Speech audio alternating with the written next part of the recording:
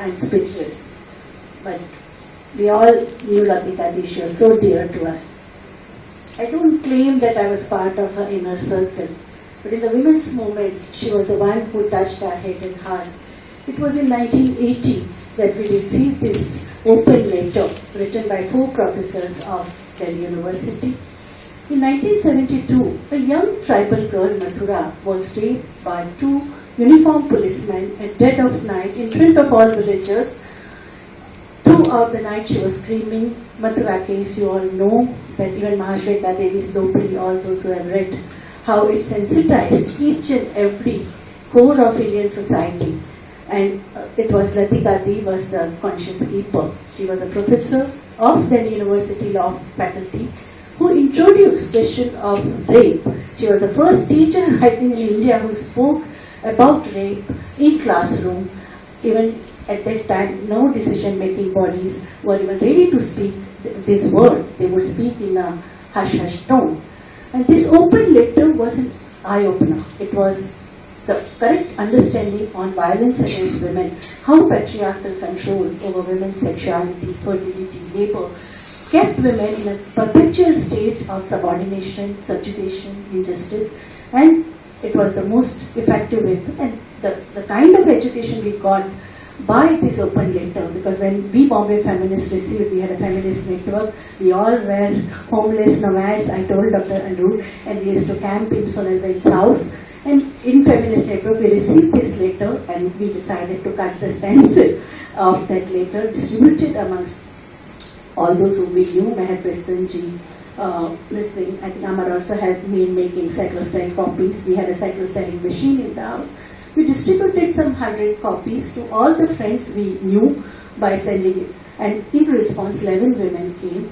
We felt so strongly about it. We read that letter repeatedly with various nuances of, there were so many layers of oppression, police versus people, the whole bitter experience of emergency, what happened in those 18 months to 5,000 women prisoners in Indian jail, and also how the sexual violence was using. And in every case, at the Supreme Court judgment given by Justice Chandrachud, full of misogyny, there was a prejudice against a tribal girl, poor girl, landless laborer girl, and a woman who had a boyfriend. And it was in this context that the whole campaign started. Bombay was the first city in our country to start Forum Against Rape. And here comes the role of Latika Di, because she was the one when we understood, because Vasudha was a young lawyer who fought this case pro bono from 1972 to 1980 at the lower court, high court and Supreme Court. But the drafting of this letter and the whole understanding, human rights perspective in terms of empathy for the deprived section, girl from marginalized deprived section of society, but understanding of patriarchy and how it operates, and the weapon of violence used against common people. I think that whole holistic perspective came from Latika Di's political understanding.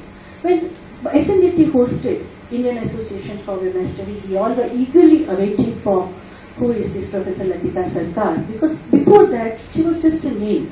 Miraben had introduced us to Status of Women's Committee report. Her name was there among those 21 scholars. But and the chapter on law was very strong towards equality report, and that was her rate. But after 1981, she stayed in SNDT campus for 5 days. Atmosphere was extremely volatile, intellectually charged, as well as so much of polarization was taking place between various brands of feminism. But Latika Di was accessible to all of us, and she never showed her sectarianism throughout her life. Like we knew her active work in women's movement for coming 30 years, where we closely worked with her on various laws. When we wanted to organize conference on Asian Conference on Women, Religion and Family Laws, I went to Indian Law Institute, took her help about the session planning concept note in 86. She was so generous with her time. And I think this is the character which I saw with women of that generation. Even when I was pregnant and I delivered a baby, my baby would cry in the meeting, and they wanted me to write alternate country report. Government of India had given a very rosy picture of Indian women's status in the decade of 75 to 85. But it was Veena Di and Latika Di, they insisted that yes, Vibhuti should write it, but my mom said, no, she's pregnant, she can't do it. But they said, no, we all are there. And they, all these senior women, feminist, women's studies scholars, wherever I traveled with them, they all nurtured me. Conferences and meeting, my daughter would cry continuously. None of them made me feel persecuted. They said, don't worry, we just feed her. Go out for 10 minutes, she'll be okay.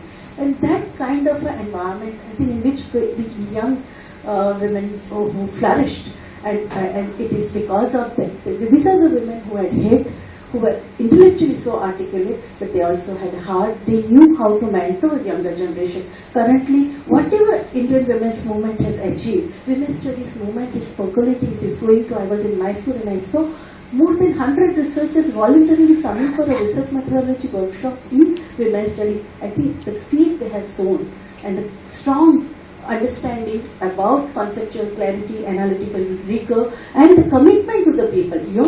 Whether your intellect is a weapon to kill your adversary or score marks, or your intellect is for liberation of humankind, for hand-holding of the people who are at the receiving end of the system. I think this is what we have learned from Vati Gandhi, and I think that following her path would be the best tribute to Vati Gandhi.